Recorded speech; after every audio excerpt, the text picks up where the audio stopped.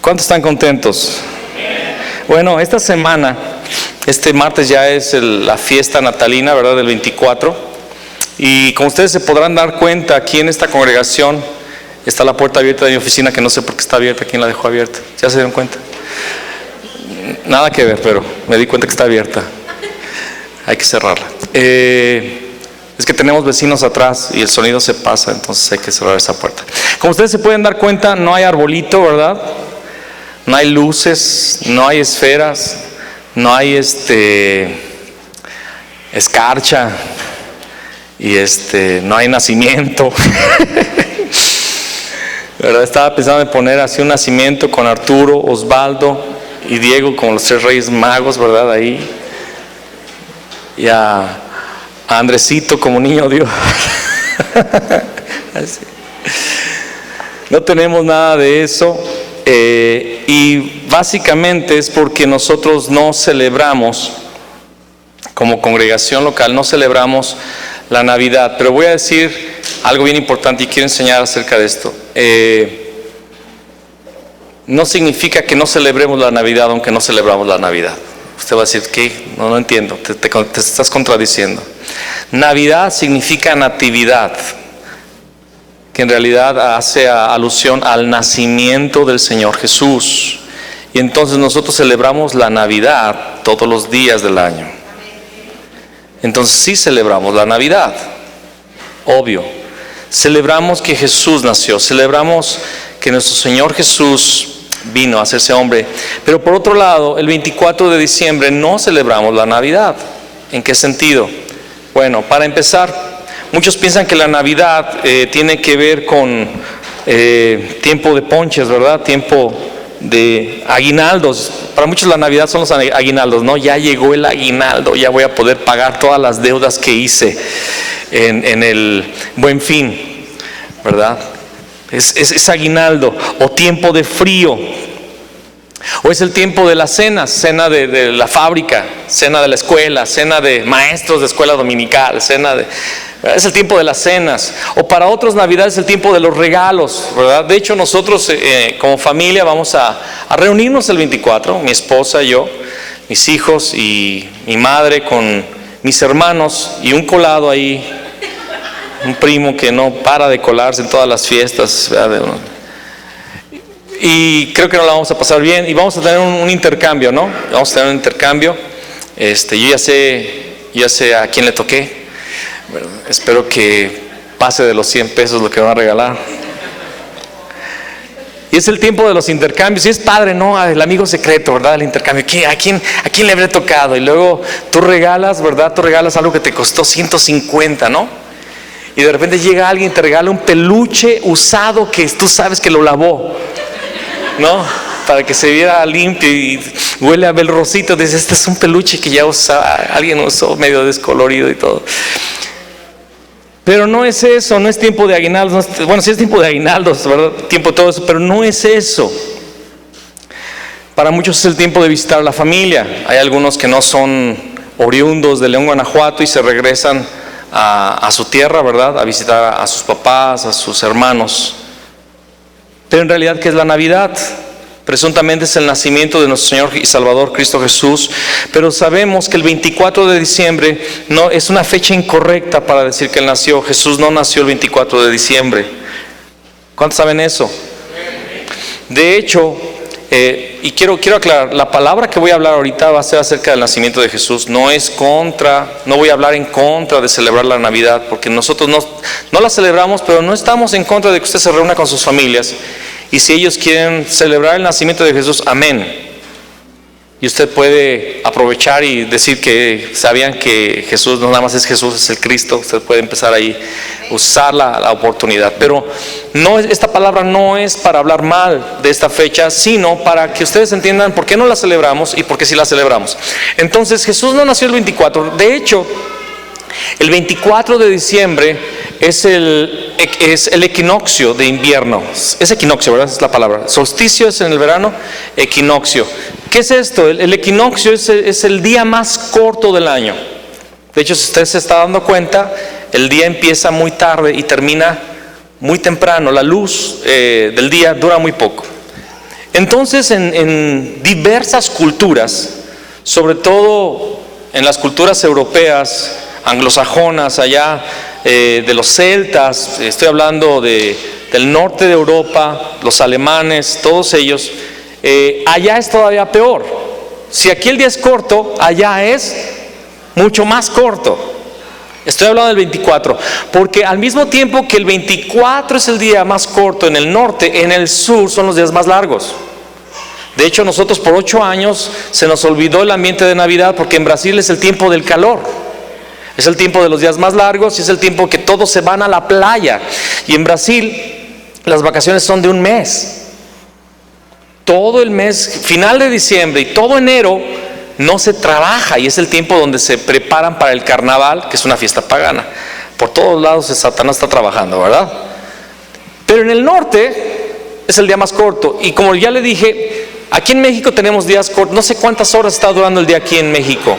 ¿Cuántas horas serán? Pero bueno, usted después me dice.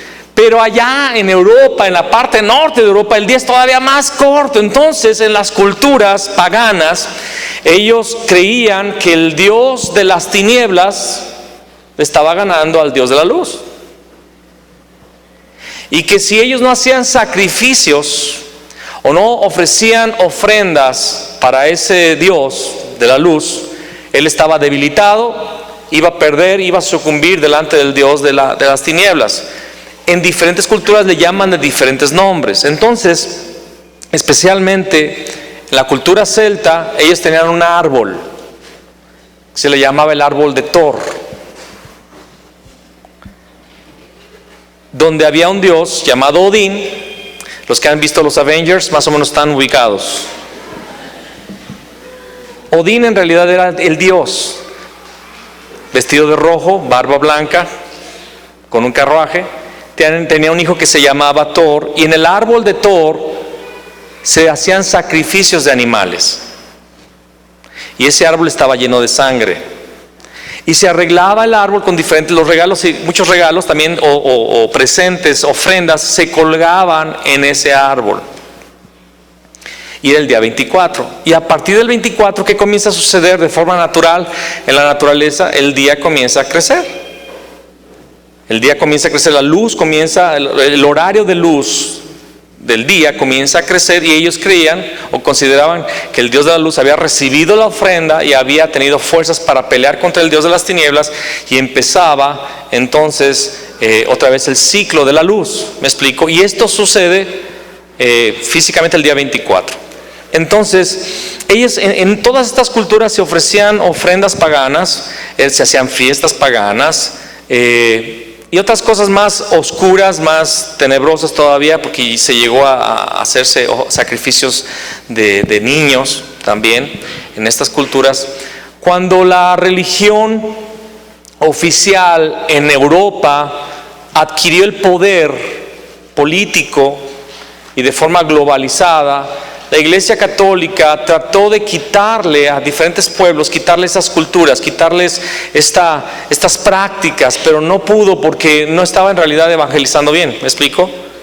Estaba tratando de, a través de la fuerza, quitar la cultura, como sucedió aquí también en México con los españoles, que quisieron quitar a las deidades, no pudieron.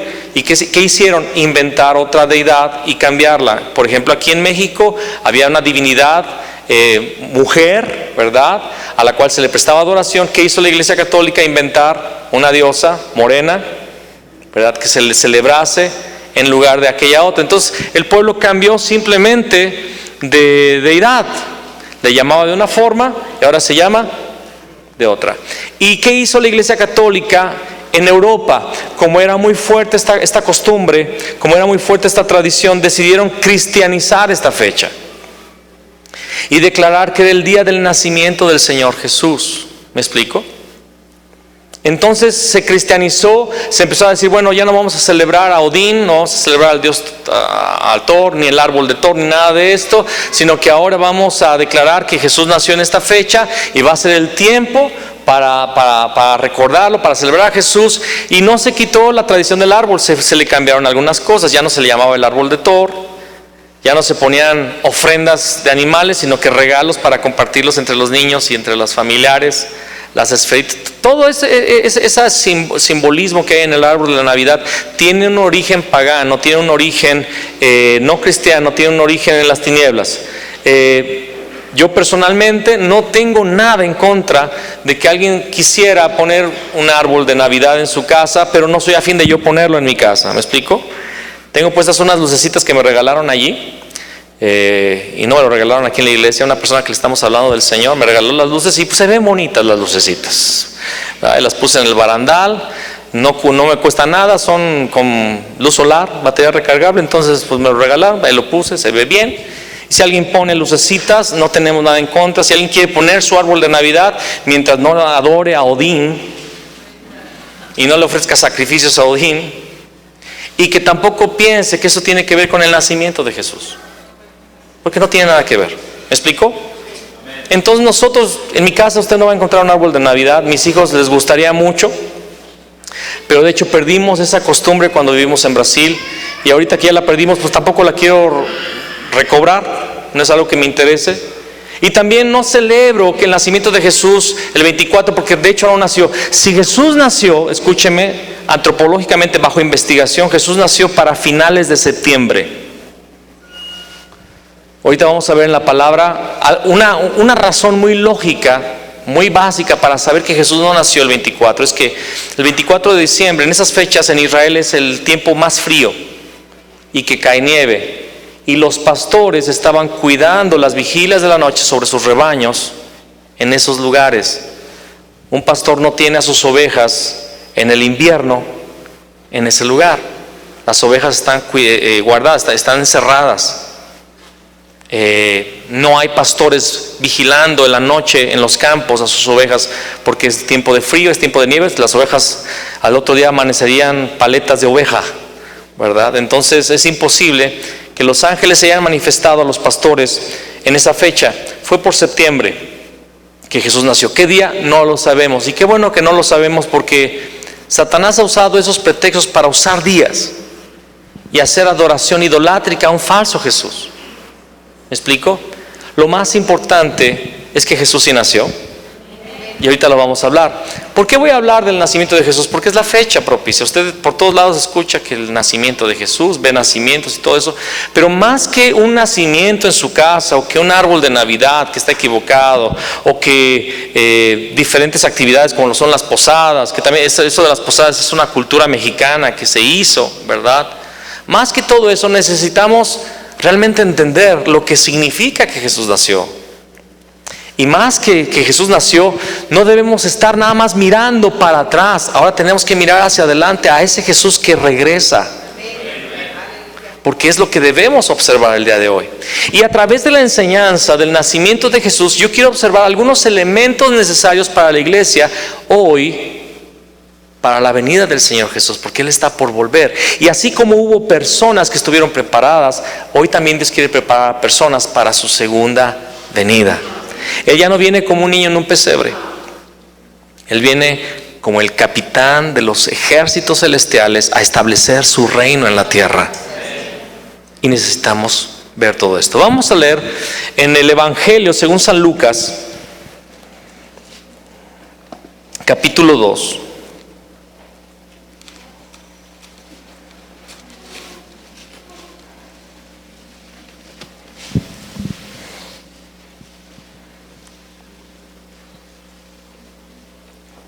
Cuando lo tenga, diga amén.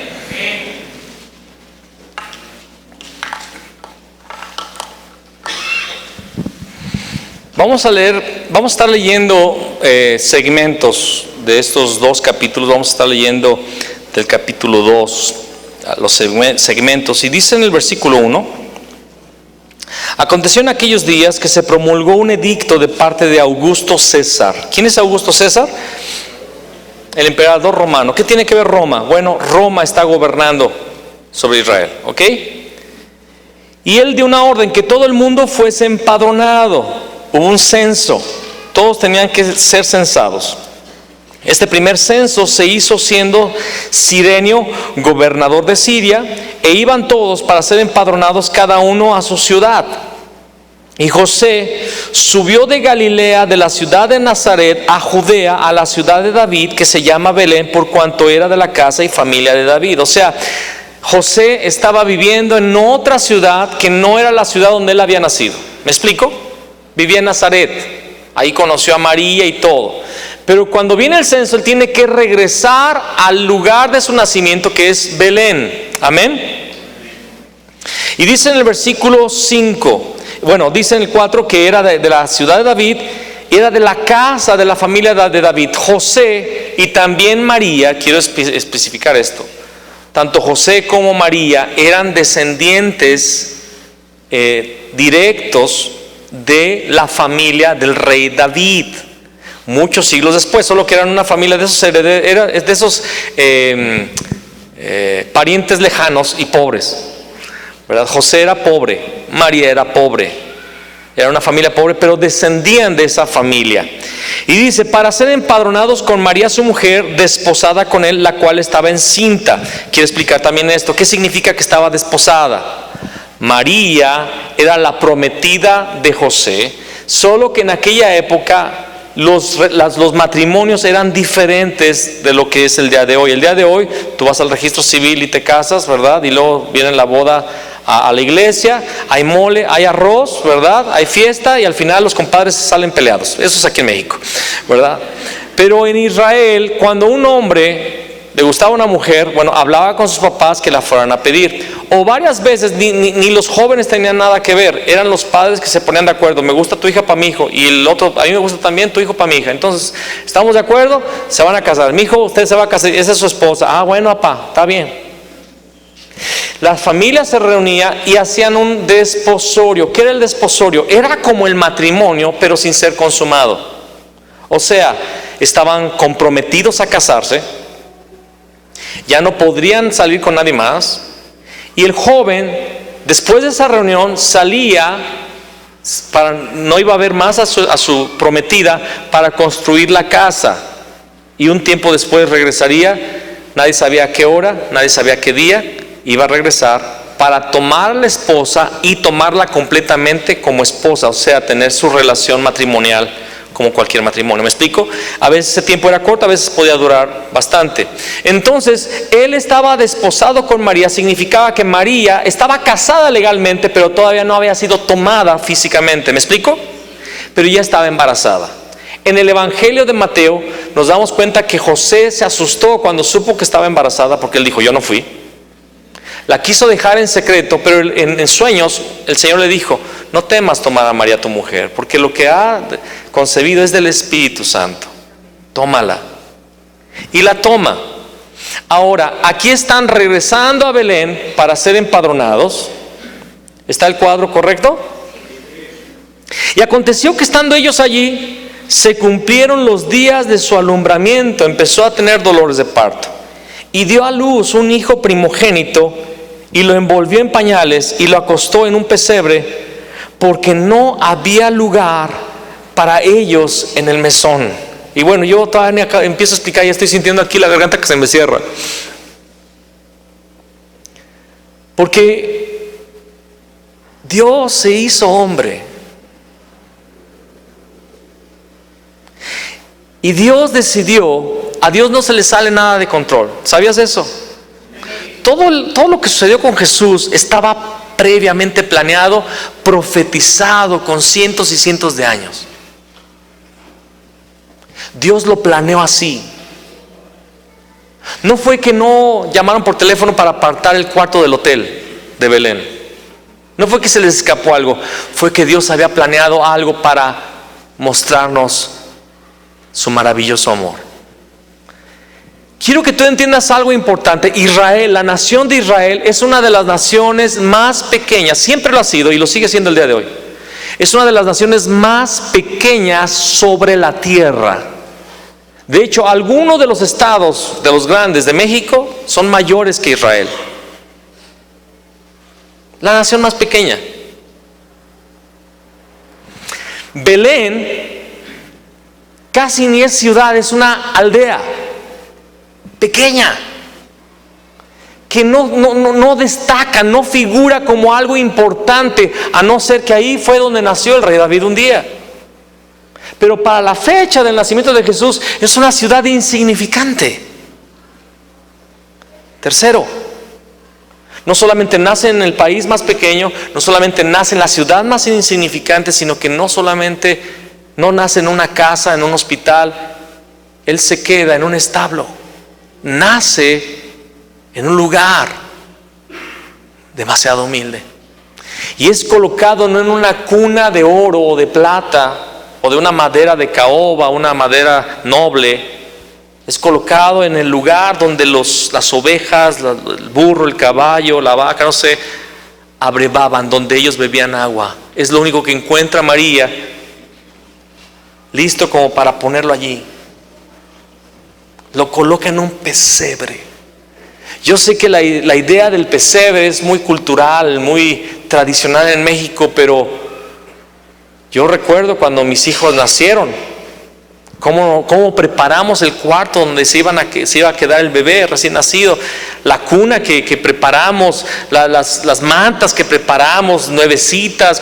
Mi hija salió con una manta nuevecita, ¿verdad? Del hospital y con su ropita de estambre, así bien linda, bien hermosa. Ya después se fue echando a perder la pobrecita, pero no te creas, hermosa. Está dando clase, no me está escuchando. Pero uno se prepara para que el hijo, cuando las familias son ricas, hasta construyen un cuarto especial con ya los juguetes y todo. Acá mi cuñado, ¿verdad? Hasta le compró la pelota de fútbol antes de que naciera el niño. Se prepara uno, pero María y José solamente pudieron encontrar un pesebre. Porque Dios quería mostrarnos que ese nacimiento de Jesús en ese lugar sería el símbolo, sería la sombra, la figura de lo que Él se propone hacer con cada uno de nosotros. Él se propone nacer en la persona más pecadora y más vil de la tierra, que somos tú y yo. En un pesebre que es la inmundicia de nuestro corazón. Decidió tomar lo insignificante que somos tú y yo. Yo soy lo insignificante, soy un Belén. Soy un establo, un lugar donde solamente hay suciedad, donde no hay nada majestuoso ni nada de realeza, donde Dios ha decidido depositar la vida de su Hijo Jesús para que nazca allí.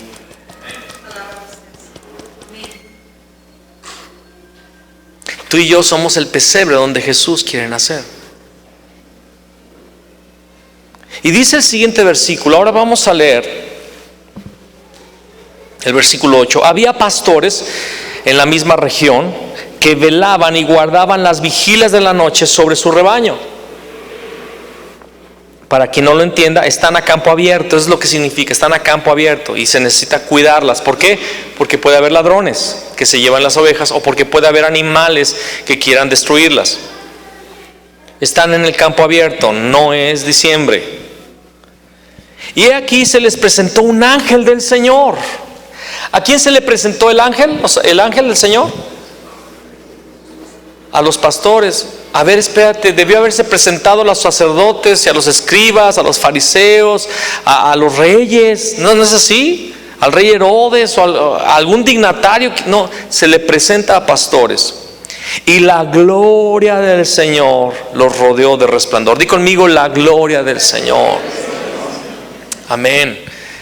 La gloria del Señor los rodeó de resplandor y tuvieron gran temor. Pero el ángel les dijo, no temáis, porque he aquí os doy nuevas de gran gozo, que será para todo el pueblo. Que os ha nacido hoy en la ciudad de David un Salvador, que es Cristo el Señor. Ahora déjame explicarte, no nació alguien que se le iba a llamar Cristo. En realidad el ángel está diciendo, aquí está naciendo aquel que fue profetizado, porque Cristo no es un nombre. El ángel no está hablando del nombre de la persona que nació. El ángel está hablando de el que va a desarrollar los oficios, los trabajos, la tarea para librar al hombre de su pecado, para librar al hombre de su esclavitud al diablo, para librar al hombre de la muerte espiritual. Nació ahora el Cristo, está diciendo el ángel, el prometido, el que va a libertarlos, el que va a darles vida eterna, el que los va a reconciliar con Dios. Ha nacido el Cristo, os ha nacido hoy en la ciudad de David un Salvador, que es Cristo el Señor.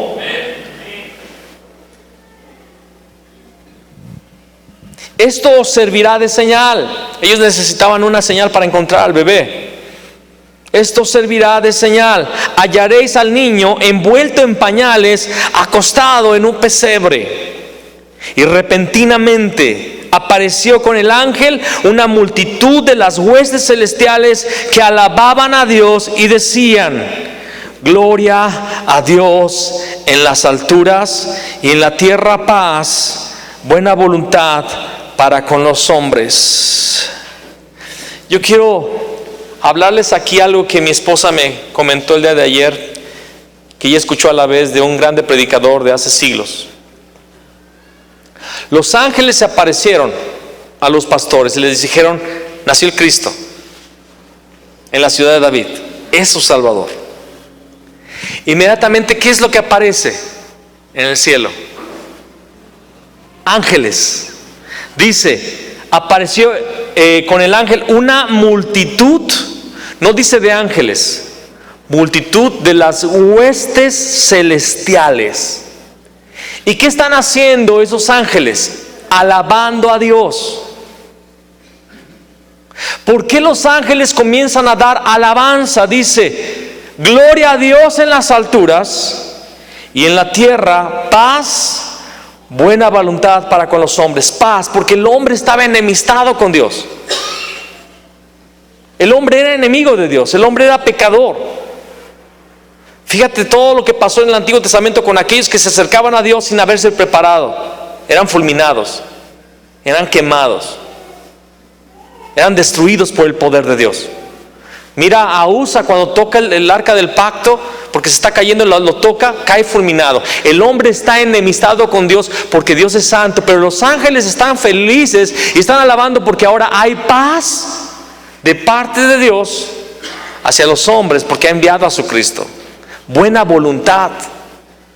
La voluntad de Dios no es que nadie perezca, sino que todos procedan al arrepentimiento. Y los ángeles están extasiados de asombro y de gratitud por una razón.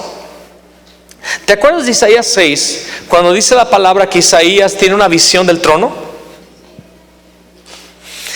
¿Qué es lo que sucede en esa visión del trono? Isaías proclama una palabra: ay de mí que soy muerto, porque han visto mis ojos al Rey. Él ve el trono y a Dios en ese trono, y ve algo que no es lindo, es algo asustador. El lugar tiembla por causa de la gloria de Dios. Los quiciales de las puertas, los pilares de aquel lugar tiemblan. Hay una nube de gloria, y hay querubines que con 2 alas están volando, pero con sus otras 4 alas, con 2 cubren sus piernas, y con las otras 2 alas cubren sus rostros, por la simple razón que Dios es tan glorioso que ni los querubines se atreven a mirar la gloria de Dios, porque es muy santo.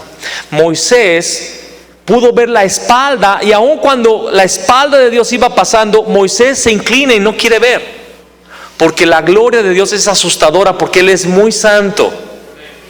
Los propios ángeles no pueden ver de forma directa a Dios, porque Dios es mucho más santo, mucho más poderoso y digno que los propios ángeles, y los ángeles hasta este punto no habían podido ver a Dios cara a cara. Pero en este momento los ángeles pueden ver a Dios en el rostro del niño Jesús, y lo ven directamente. Y ven la mayor de las glorias del Padre. ¿Y cuál es su mayor gloria? Que así como Él es infinitamente grande y poderoso, Él es infinitamente humilde. Y ellos están viendo a Dios en ese bebé en pañales. Escúchame, en pañales. ¿Para qué es un pañal? Dios decidió sujetarse a padecimiento, dice la palabra en Isaías 53. Dice Filipenses 2 que se despoja de su gloria, adquiere una forma humana y aún tiene que usar un pañal. Y los ángeles no la pueden creer. ¿Y qué es lo que sale de sus bocas? Gloria a Dios en las alturas, paz en la tierra para con los hombres, buena voluntad para los hombres. Y están viendo, y ellos se alegran. Ellos no se alegran de que hayamos pecado, pero se alegran de que a pesar del pecado Dios decide manifestarse en esa humildad, y ellos están alabando a Dios. Dios, te hiciste hombre y ahora podemos ver tu gloria. Y por primera vez no solo el hombre ve a Dios, los ángeles también ven a Dios por primera vez. Porque en Él habita corporalmente toda la plenitud de la deidad. Porque Él es la imagen misma de su sustancia, el resplandor de su gloria, la imagen misma de su sustancia. Jesús es Dios que se ha hecho hombre, y los ángeles tienen que alabar. Los ángeles no pueden contener su alabanza. Gloria a Dios en las alturas, y en la tierra paz, buena voluntad para con los hombres. Sucedió que cuando los ángeles se fueron de ellos al cielo, los pastores se dijeron unos a otros: pasemos pues a Belén y veamos esto que ha sucedido y que el Señor nos ha manifestado. Se movieron rápidamente, ¿verdad? Vinieron pues apresuradamente y hallaron a María y a José y al niño acostado en el pesebre. Y al verlo, dieron a conocer lo que se les había dicho acerca del niño. Le empiezan a platicar a María y a José: unos ángeles se nos aparecieron y nos dijeron que Cristo había nacido, y nos dijeron que la señal era esta. Y luego se apareció una huesa, y están platicándole a María y a José. Y María y José necesitaban estas cosas porque iban a necesitar de toda esta afirmación. Estas declaraciones les iban a ayudar para todos los años por venir, en la creación de ese niño, en la formación de ese niño que era el Hijo de Dios, y en lo que habría de suceder, que todavía no lo comprendían al 100%. Ellos necesitaban este testimonio. Y dice: y todos los que oyeron se maravillaron de lo que los pastores les decían, pero María guardaba todas estas cosas, meditándolas en su corazón. Y volvieron los pastores glorificando y alabando a Dios por todas las cosas que habían oído y visto, como se les había dicho. Amén. Nació el Cristo, nació el Hijo de la Virgen, profetizado por Isaías. He aquí la Virgen concebirá y dará a luz un hijo, y le pondrás por nombre Emmanuel, en Isaías 7:14. El Rey de Reyes, que había profetizado Isaías en el capítulo 9, versículos 6 a 7. Porque un niño nos es nacido, hijo nos es dado, y el principado sobre su hombro. Y les llamarás admirable consejero, Dios fuerte, Padre eterno, príncipe de paz.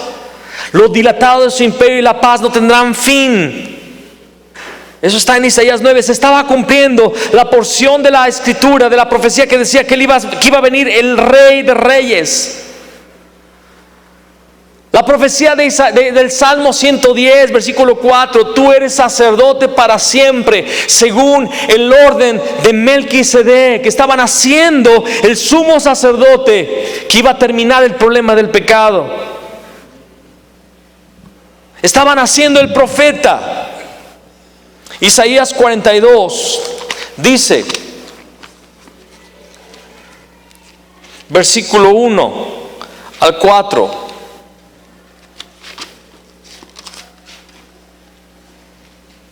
Isaías 42. He aquí mi siervo, yo lo sostendré, mi escogido, en quien mi alma tiene contentamiento. He puesto sobre él mi espíritu, él traerá justicia a las naciones. No gritará, ni alzará su voz, ni la hará oír en las calles. No quebrará la caña cascada, ni apagará el pábilo que humeare. Por medio de la verdad traerá justicia. No se cansará ni desmayará hasta que establezca en la tierra justicia, y las costas y las costas esperarán su ley. Estaba naciendo el profeta, el Cristo. Y en el versículo 21 de nuestra lectura dice: cumplidos los 8 días para circuncidar al niño, le pusieron por nombre Jesús, el cual le había sido dado por el ángel antes que fuese concebido. Y cuando se cumplieron los días de la purificación de ellos, conforme a la ley de Moisés, le trajeron a Jerusalén para presentarle al Señor. Como está escrito en la ley del Señor, todo varón que abriere la matriz será llamado santo al Señor. Y para ofrecer conforme a lo que se dice en la ley del Señor, un par de tórtolas o 2 palominos. Y he aquí había en Jerusalén un hombre llamado Simeón. Este hombre justo y piadoso esperaba la consolación de Israel, y el Espíritu Santo estaba sobre él. Jesús es circuncidado conforme a la ley de Moisés al 8º día, porque todo varón que abría la matriz de su madre era el primogénito y era considerado santo al Señor, consagrado a Dios. Pero dice la palabra que María y José ofrecen el sacrificio de las 2 tórtolas o los 2 palominos. Y yo quiero que entiendas algo. Ellos eran extremadamente pobres, tanto que había varias opciones de sacrificio a los 8 días de la circuncisión. Pero el sacrificio de los pobres era el de los 2 palominos o las tórtolas. Ellos no tenían ni dinero para comprar alguno de los sacrificios más caros. Tuvieron que ofrecer el sacrificio de los pobres porque no tenían dinero. Y lo van y lo presentan en Jerusalén al Señor. Se encuentra un hombre allí que se llama Simeón. Era justo y piadoso, esperaba la consolación de Israel. ¿Qué es la consolación de Israel? Que llegase el Mesías. Simeón estaba esperando al Mesías, y el Espíritu Santo estaba sobre él, y le había sido revelado por el Espíritu Santo que no vería la muerte antes que viese al ungido del Señor, o sea, al Cristo, al Mesías. Y movido por el Espíritu vino al templo, y cuando los padres del niño Jesús lo trajeron al templo para hacer por él conforme al rito de la ley, él le tomó en sus brazos y bendijo a Dios diciendo: ahora, Señor, despides a tu siervo en paz, conforme a tu palabra, porque han visto mis ojos tu salvación, la cual has preparado en presencia de todos los pueblos, luz para revelación a los gentiles y gloria de tu pueblo Israel. Y José y su madre estaban maravillados de todo lo que se decía de él. Y los bendijo Simeón y dijo a su madre María: he aquí este está puesto para caída y para levantamiento de muchos en Israel, y para señal que será contradicha, y una espada traspasará tu misma alma, para que sean revelados los pensamientos de muchos corazones. Yo quiero detenerme un poquito en la figura de este hombre llamado Simeón, porque él espera la consolación de Israel. Él está esperando el reino de Dios. Él está esperando al Mesías, está esperando al Cristo. Y hay 3 cosas interesantísimas que veo en la vida de Simeón. Él era una persona entendida en los tiempos. Como me recuerda también a Primera de Crónicas, creo que es capítulo 13, que dice: de la tribu de Isaacar 200 principales, los cuales eran entendidos en los tiempos, que sabían lo que Israel tenía que hacer, a quien todos sus hermanos seguían en sus dichos. Entendidos en los tiempos, personas que saben qué tiempo viven. ¿Me estás escuchando? En los tiempos de David había 200 que sabían qué era lo que estaba sucediendo y qué era lo que se tenía que hacer, y la nación seguía el dicho de esos 200 hijos de Isaacar. Pues bien, Dios siempre tiene personas entendidas en los tiempos, en cada generación, que está a punto de vivir cosas trascendentes. Y aquí está Israel recibiendo el tiempo que divide la historia en un antes y un después. El nacimiento del Hijo de Dios. Pero no encuentras a los ángeles hablándole a los líderes religiosos. No encuentras a los líderes religiosos recibiendo a Jesús cuando es presentado en el templo. Están los pastores en el campo y está un Simeón. Simeón es un hombre justo, piadoso, y él está esperando la consolación. Dice la palabra que sobre él estaba el Espíritu Santo. Ahora eso es interesante, porque el Espíritu Santo no estaba sobre las personas, solamente sobre los reyes, sacerdotes y profetas. Y en este tiempo, por 400 años no ha habido profeta en Israel. En este tiempo no hay rey en Israel. Y en este tiempo los sacerdotes son mentirosos y dados a la codicia. El Espíritu no se está moviendo en nadie. Pero hay un hombre que ni sabemos si es de la tribu de Leví, no sabemos si tenía algo que ver con el culto a Dios. Simplemente aparece un Simeón que es justo y piadoso. Pero es entendido en los tiempos porque el Espíritu de Dios está moviéndose sobre él. Y siempre el Espíritu Santo te llevará, te moverá hacia Cristo, hacia su revelación, hacia su obra, hacia su agenda. El Espíritu Santo se movía sobre él. ¿Por qué se movía? Porque él estaba esperando al Mesías. El Espíritu se moverá en aquellos que desean la vida y la presencia de Cristo. El Espíritu se movía sobre él y dice, y le había sido revelado por el Espíritu Santo. Qué interesante. Revelación. ¿Qué fue lo que le dijo Jesús a Pedro? Bienaventurado Simón, hijo de Jonás, porque no te lo reveló. Había revelación. ¿Qué le reveló el Señor? Que no había de morir, que no moriría hasta que viera al Mesías. No moriría. El Espíritu Santo le dijo, le hizo sentir, le hizo saber, le dio un sueño, yo no sé. Pero Simeón sabía una cosa: yo no me muero hasta ver al Mesías. ¿Qué es lo que sucede con esa revelación? Porque la revelación te lleva a la acción. Dice el siguiente versículo: y movido por el Espíritu. El Espíritu siempre genera movimiento. Y movido por el Espíritu vino al templo. Y cuando los padres del niño Jesús lo trajeron al templo para hacer por él conforme al rito de la ley, él le tomó en sus brazos. Él se dio cuenta, ahí está. Ahí está. Yo creo que Simeón el Espíritu de Dios estaba sobre de él. Le había sido revelado que no iba a morir. Y él empezó a llegar a los 70 y dijo, ya nada más quedan máximo 10, 20 años para que si llego a vivir 80, falta poco. Llegó a los 70 y dijo, pues si no me muero mañana, ya estamos a punto de ver al Mesías, ¿verdad? Y llegó a los 80 y dijo, ya, en estos días vienen, ¿no? Y de repente pasó 81, 82, no sé cuántos años vivió Simeón, pero tal vez llegó a los 85 y dijo, está cerquitísima, porque yo estoy a punto de morirme. Y entre más le dolía alguna cosa, entre más iba al doctor, entre más lo operaban, decía, falta menos. Y él está atento. Y su oración es, ven Señor Jesús.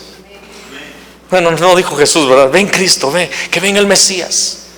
Señor, manda la consolación. Señor, que ya llegue la consolación. Yo no sé si tú lo sepas, pero en ese tiempo la maldad era muchísima en la tierra. El Imperio Romano está en el gobierno. El homosexualismo, el lesbianismo, las atrocidades del Imperio Romano, el robo, la extorsión.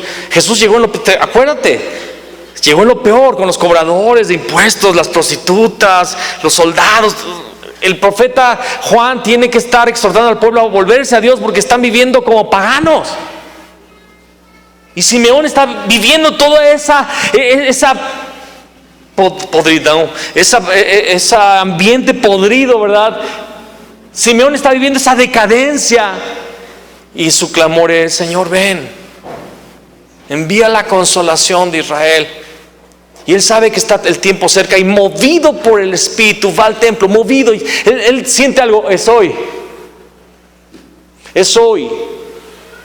Y él va y ve a dos pobrecitos, a una pareja de jovencitos. José y María no eran muy grandes de edad, 20 él, 15, 16 ella. Todos chavitos pobres, ropa de gente humilde, con 2 palomitas para ofrecer el sacrificio del niño que estaba siendo presentado, y el Espíritu Santo le hace sentir, ahí lo tienes. Y él no pide permiso, toma al niño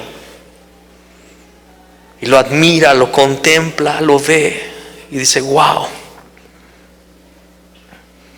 ahora, Señor, me puedo morir tranquilo, como tú me dijiste. Mis ojos están viendo la salvación.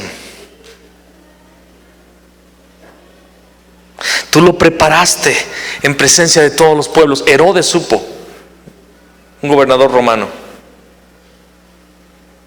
Los gentiles lo supieron. Los magos de Oriente también lo supieron. Los gentiles estuvimos allí. No fue un evento exclusivo de los judíos. Los gentiles estuvimos allí. Dale gracias a Dios por esos sabios de Oriente. Ahí estabas tú y ahí estaba yo. Todo el mundo lo vio. Has preparado en presencia de todos los pueblos luz para revelación a los gentiles. El Cristo es revelación y gloria de tu pueblo Israel. Simeón les hace una aclaración. Este está puesto para caída y levantamiento de muchos en Israel. Los sacerdotes, los escribas, los fariseos, los intérpretes de la ley, que eran los que tenían el gobierno y el dominio espiritual, habrían de caer. Iban a ser cortados.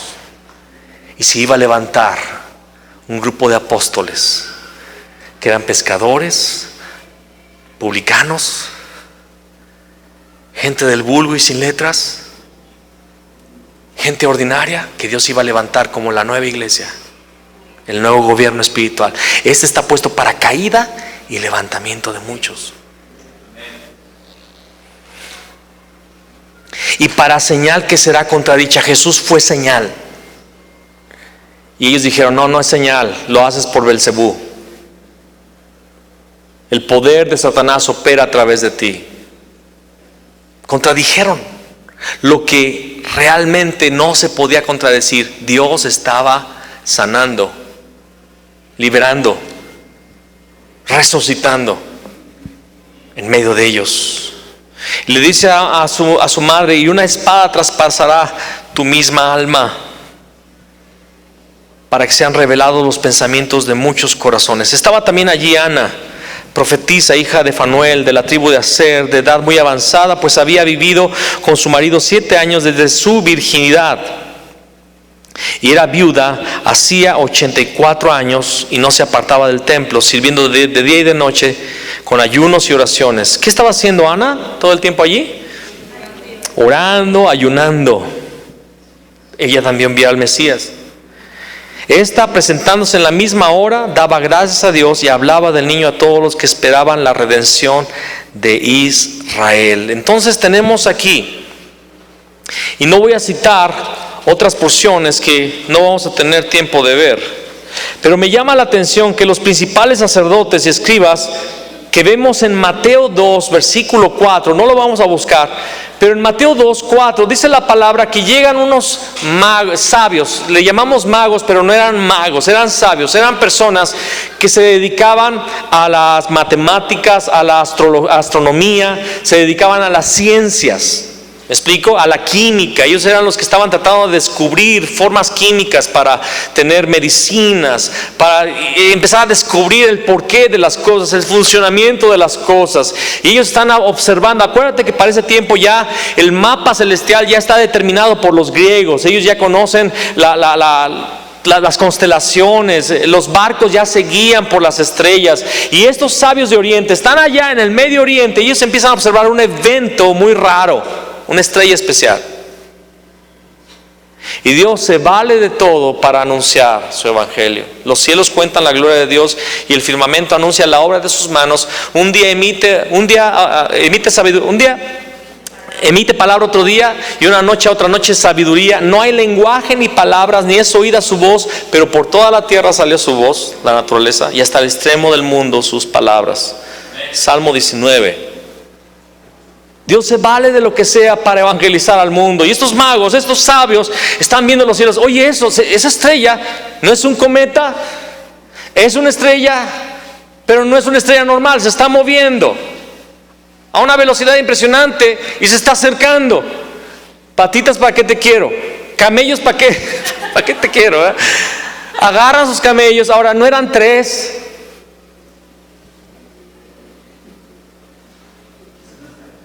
No era pasa Melchor.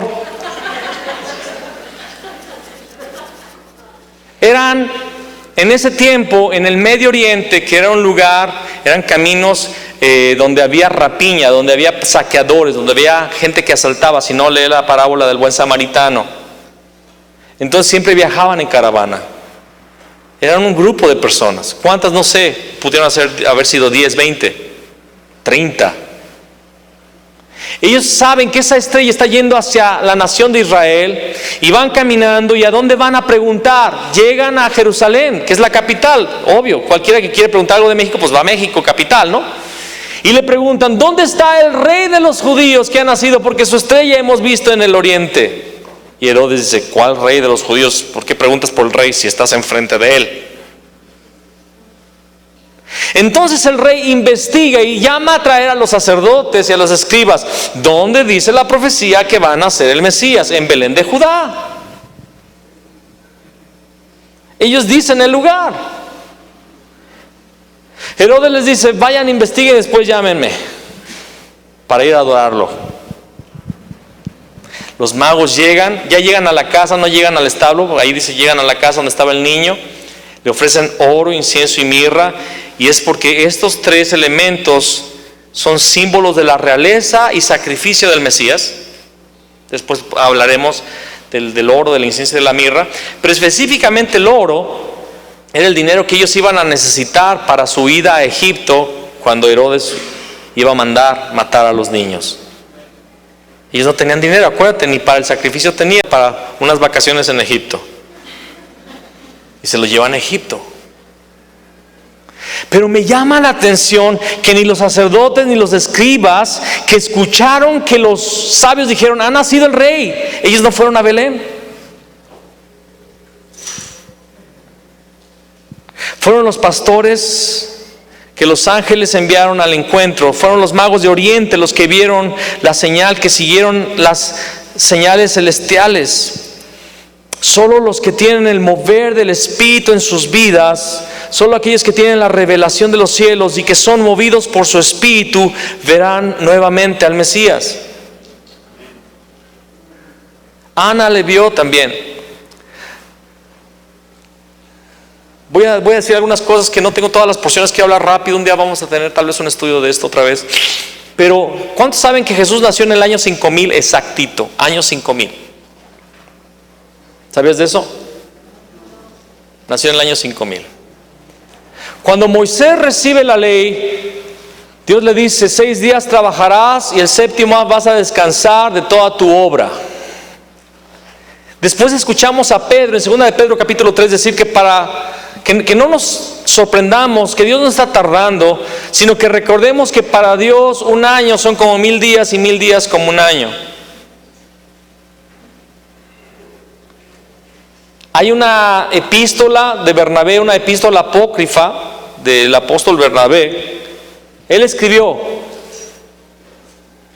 y eso es solamente un comentario para enriquecer un poco la idea de la iglesia primitiva. Él escribió lo siguiente: sabemos que el Señor hizo la tierra en 6 días y en el 7º descansó. Sabemos también que la historia de la humanidad tendrá 6000 años y en el 7º el Mesías vendrá. Pablo de hecho tiene que decirle a la iglesia, no se precipiten, el Señor todavía no viene, tiene que suceder esto y aquello antes de su venida. Quiero decirles a ustedes en este día algo interesantísimo. El Señor Jesús, hemos sentido, hemos dicho, ya viene, ya vuelve, por muchas señales. El evangelio que se está predicando en todas las naciones, la maldad que está llegando a su nivel más increíble, ¿verdad? Las leyes que se están promoviendo en Brasil, no sé si ya lo dije aquí, creo que sí ya lo dije, en Brasil se está promoviendo una ley, no lo he dicho, no lo he dicho aquí. Se estuvo promoviendo una ley para que se puedan casar los padres con los hijos. Y la bancada política cristiana se está levantando en contra. Pero ese tipo de leyes, es que yo amo a mi hija, la amo tanto que me quiero casar con mi hija. ¿Se imaginan? Eso es incesto, que hasta nuestros días se ha punido con cárcel. Ahora se está queriendo legalizar.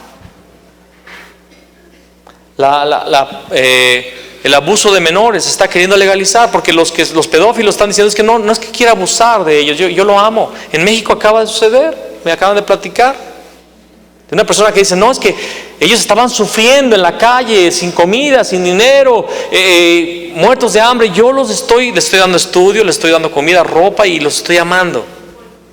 ¿En Puebla? Un político. El mundo está de cabeza, como en los tiempos de Roma. Y han pasado 2000 años, 2 días más. El Señor está por venir. Dije 5000, es el 4000, perdón. El año 4000. El Señor vuelve. Y el Señor vuelve en nuestros días, y el Espíritu se está moviendo nuevamente sobre los Simeones, sobre las Anas, que están esperando la consolación del mundo. Vamos a leer un pasaje muy importante que está en Mateo 24.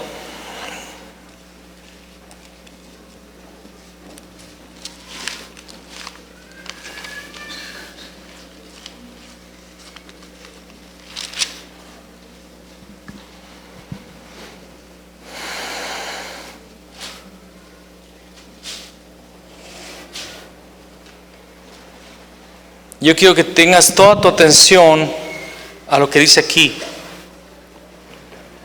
Cuando Jesús salió del templo y se acercaron sus discípulos para mostrarle los edificios del templo, y respondiendo él les dijo: ¿veis todo esto? De cierto os digo que no quedará aquí piedra sobre piedra que no sea derribada.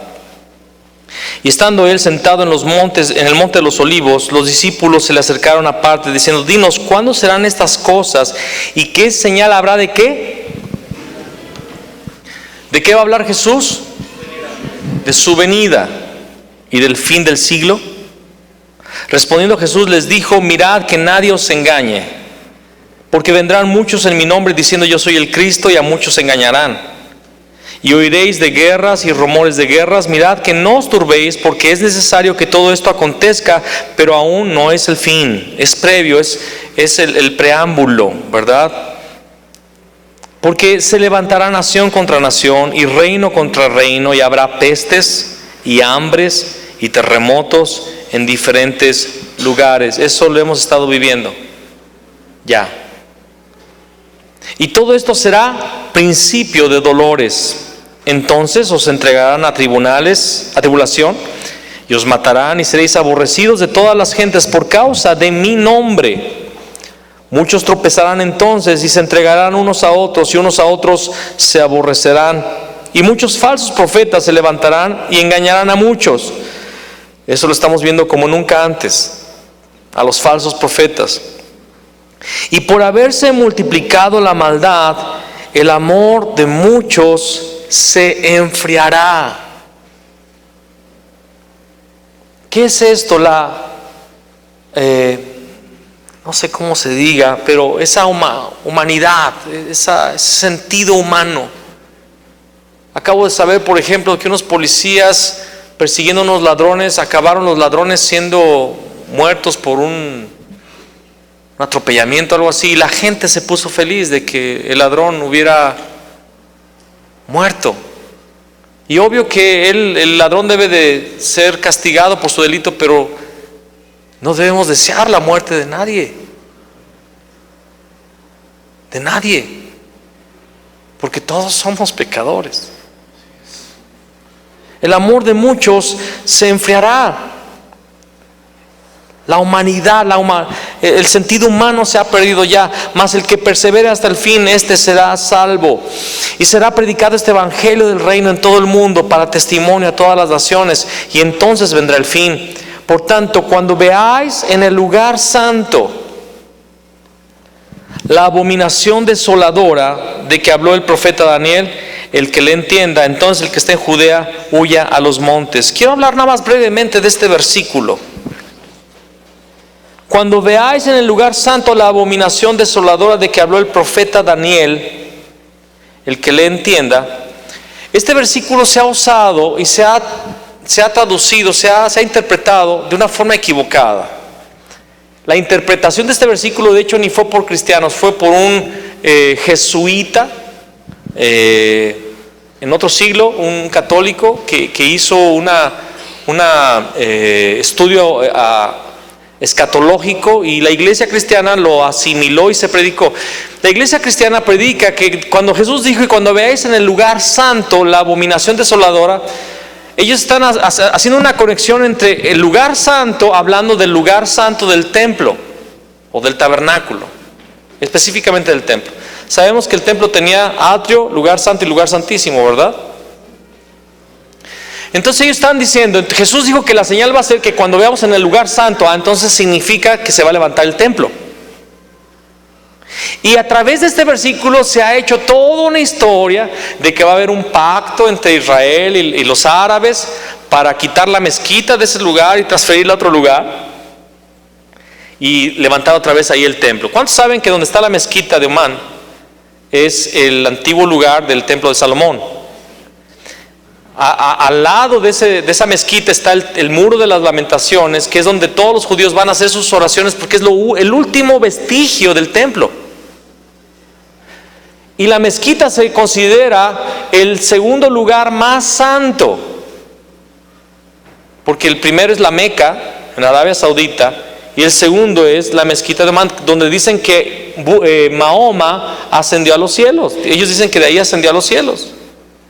Y lo que se ha fraguado, la historia que se ha fraguado, es que la señal que dijo Jesús del fin de los tiempos es que se va a hacer un pacto entre los judíos y los pueblos árabes, de que van a mover piedra por piedra la mezquita a otro lugar, que van a tener un acuerdo, y se va a reedificar el templo y va a tener atrio, lugar santo y lugar santísimo. En esa historia, en esa fábula, se dice que el anticristo va a ofrecer un sacrificio impuro en el lugar santo, como lo hizo Antíoco Epífanes, un emperador romano en el año 70 después de Cristo. Bueno, para comenzar, él no dice que va a haber un templo. Dice ahí, cuando vean en el templo, ¿dice templo? ¿Qué es lo que dice? Cuando veáis, ¿qué? Cuando veáis en el lugar santo la abominación desoladora de que habló el profeta Daniel, el que le entienda. Tienes que irte a Daniel y leer algunas cosas. Para empezar, Daniel habla de muchas cosas y él no habla de una reconstrucción de un templo.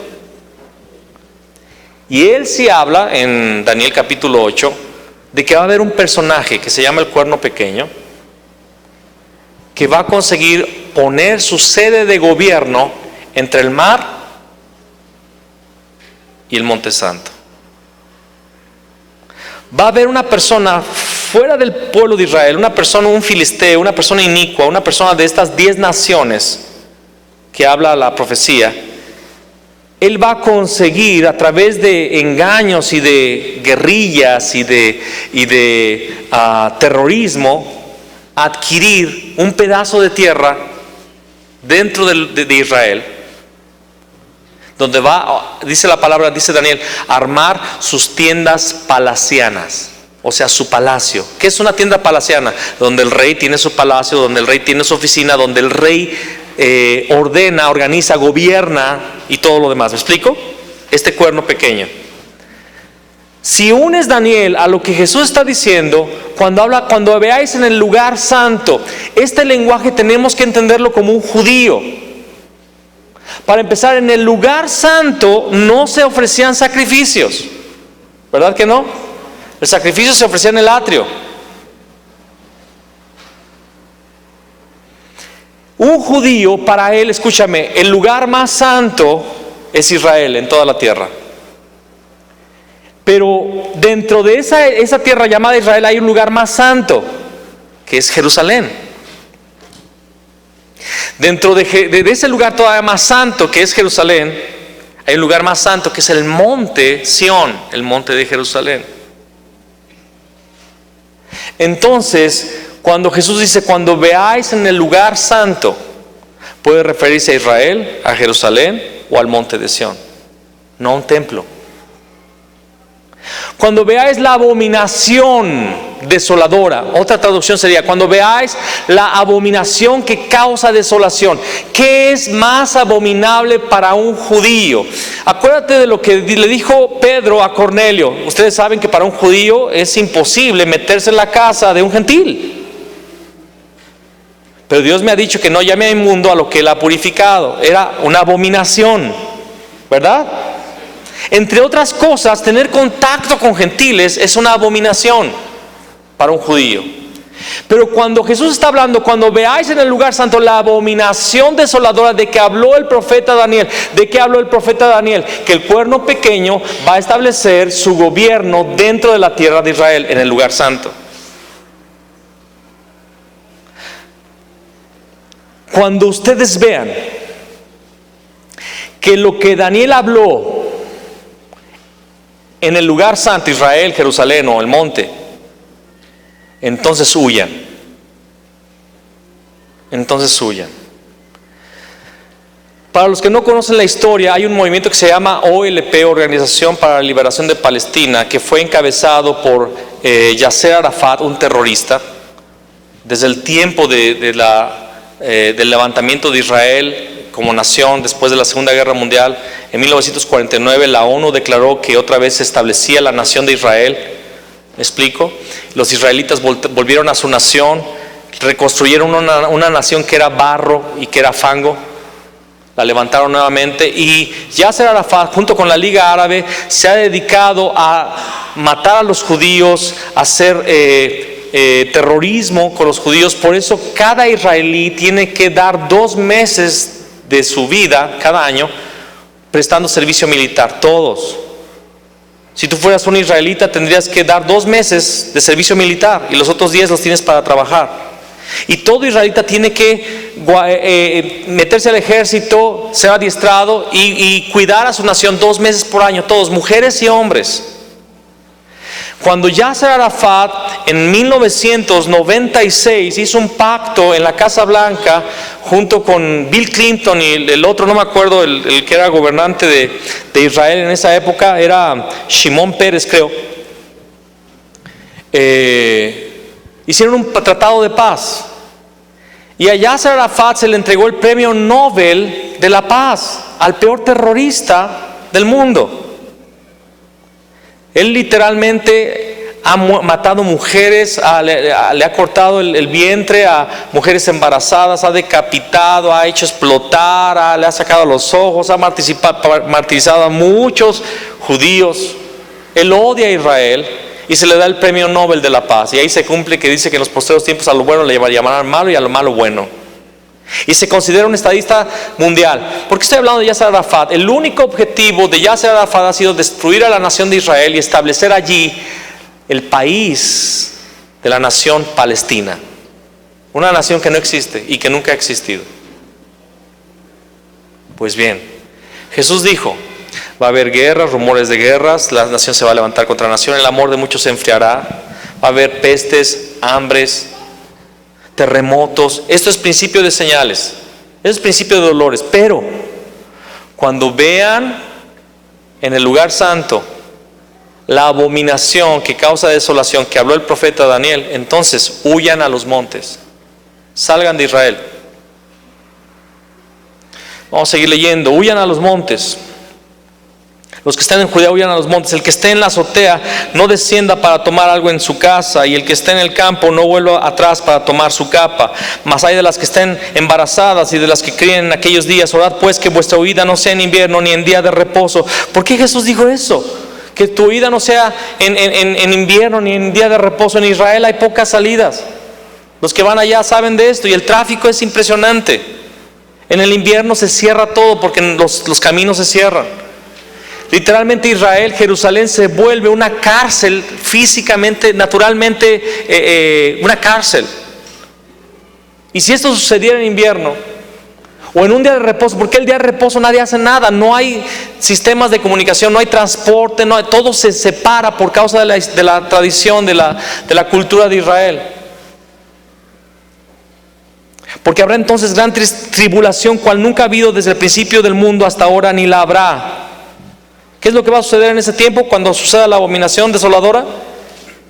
Tiempo de gran tribulación, cual nunca ha habido desde el principio del mundo hasta ahora, ni la habrá. Y si aquellos días no fuesen acortados, nadie sería salvo, mas por causa de los escogidos, aquellos días serán acortados. ¿Quiénes son los escogidos? Israelitas, que creen en Jesús el Cristo. Entonces si algunos dijeren, mirad, aquí está el Cristo, o mirad, ahí está, no lo creáis, porque se levantarán falsos cristos y falsos profetas, y harán grandes señales y prodigios, de tal manera que engañarán, si fuere posible, aún a los escogidos. Ya os lo he dicho antes. Así que si os dijeren, mirad, está en el desierto, no salgáis, o mirad, está en los aposentos, no lo creáis.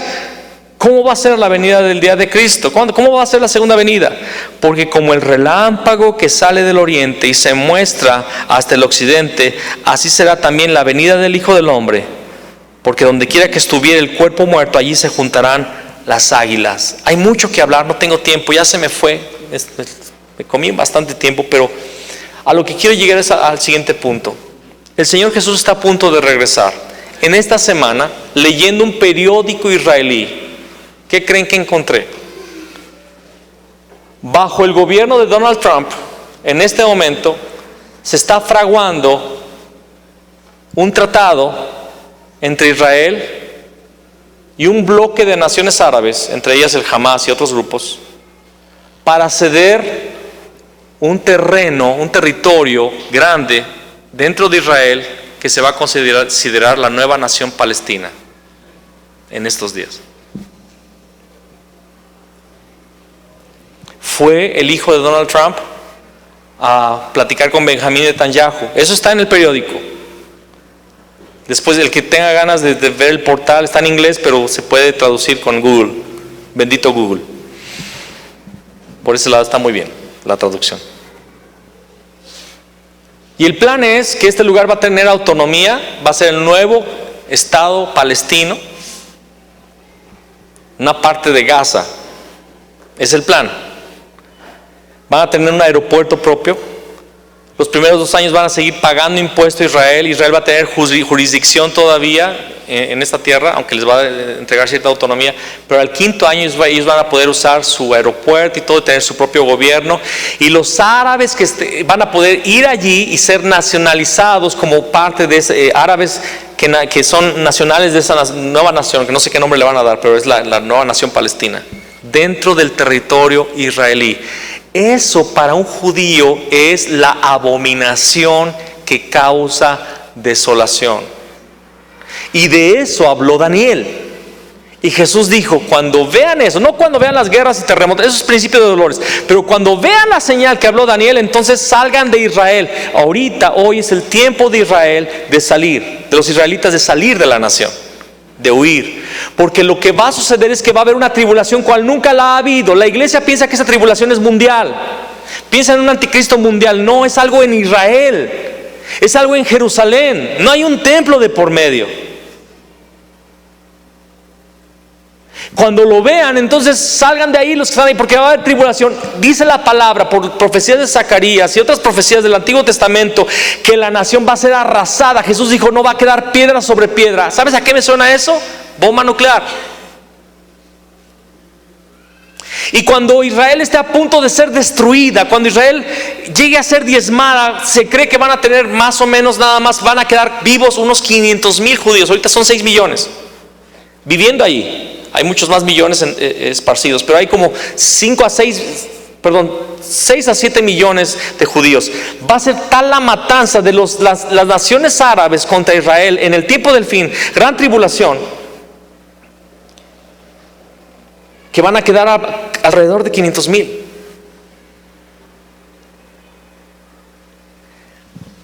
Desde el periodo que se firme ese acuerdo de paz, donde se le va a entregar esa tierra como nación, A la venida del Mesías van a transcurrir 3 años y medio. Al final de estos 3 años y medio es el punto culminante de la gran tribulación, donde Israel está a punto de ser destruida, y entonces vendrá el libertador a Sión.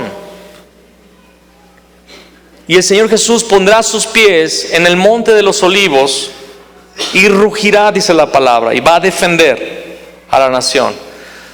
Pero a lo que yo quiero llegar es a lo siguiente: los sacerdotes y los escribas no se percataron del Mesías que estaba enfrente de ellos, ni cuando era un bebé, ni cuando empezó a hacer las maravillas y señales. De la misma manera, las naciones y aún la iglesia no se percatará de la segunda venida, porque en su mente tienen conceptos equivocados de la segunda venida. ¿Qué es lo que necesitamos? Estudiar mucha escatología, eso es bueno. Necesitamos el Espíritu de Dios que nos dé revelación y que nos mueva al encuentro del Mesías, porque su venida va a ser como el relámpago,